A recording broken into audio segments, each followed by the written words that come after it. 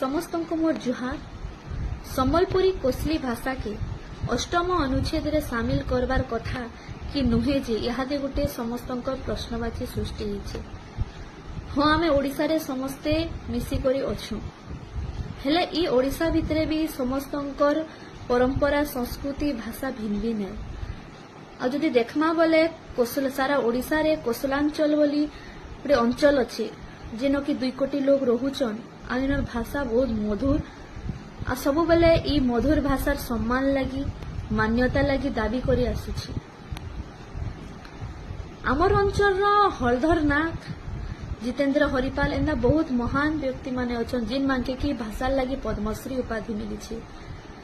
रामायण महाभारत गीता भलिया ग्रंथ माने आमर भाषा लिखाई। आमर भाषार नाच पिन्हान उड़ान गीत सारा विश्व रे आज प्रसिद्ध अच्छी। ई भाषा रे स्वतंत्र लिपि भी लिखाई।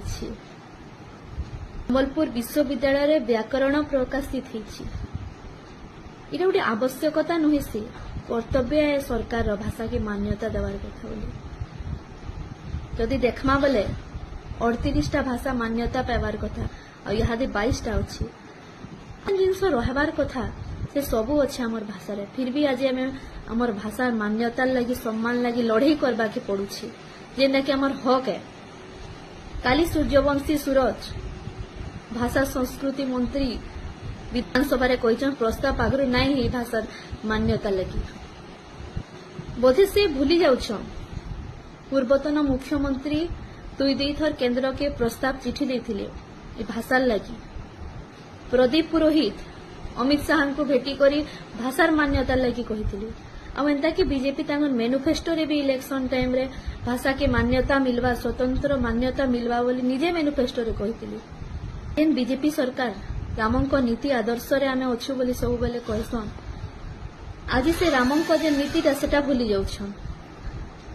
राम सब बेले मोर वचन बड़ जीवन रू बोलथिली और तांगर वचन एटा भूली जाउछन।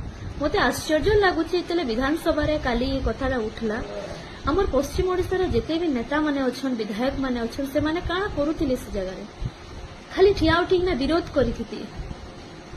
खुश लागिता पश्चिम ओडिसा वासी की जेन माटी रू आपण माने जन्म हिचन जेन माटी आपण को स्वतंत्र परिचय देछि लोकर भरसा लगी इन लोकर गोटे आशा लगी आपण आज विधानसभा के जइछन। हेले आपण माने आज बते देले कि आपण मानकर पदवी बड़े एमएलए टे मंत्री टे ही गले आपण माने महान भले निचके भाबी दउछन। सबु बेले कहे इश्यू कौशलवासी पहला माटी के देखो तापरे पार्टी के देखो। ठीक अच्छे हुए तो आपण कले पार्टी भी बड़े हेले न्याय बोली भी गोटे जिनस अच्छी आ जे नीतिरे हक मगा होउछि भाषार मान्यता लगी इटा किए का निजर लगी न मागबार। आपण मांगनु आशा थिला कि आपण माने इथिल लगी आवाज उठाबी हेले आपण को असली परिचय आज देखे देले। आ बहुत जल्दी कौशलवासी भी आपण मांको स्थिति काना हेबा आगामी दिन के कौशलांचल रे सेटा आपण माने बहुत जल्दी देखबे।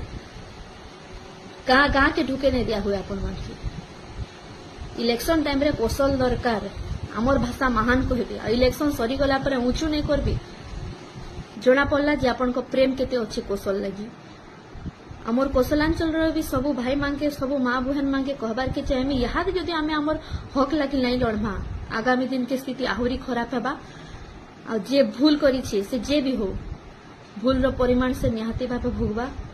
आइटा ने भाबन कि आपण माने कहि देले नहीं हुए कोसली भाषा के आमे मान्यता दे ने पार अष्टम अनुच्छेद एटा गोटे भूल धारणा। निहाती भाव आगामी दिन के कौशल भी हेबा आ आमर भाषा आमर संस्कृति और परंपरा की मान्यता मिलबा। जुहार जे कौशल जे किसान इनकलाब जिंदाबाद जे मासूम।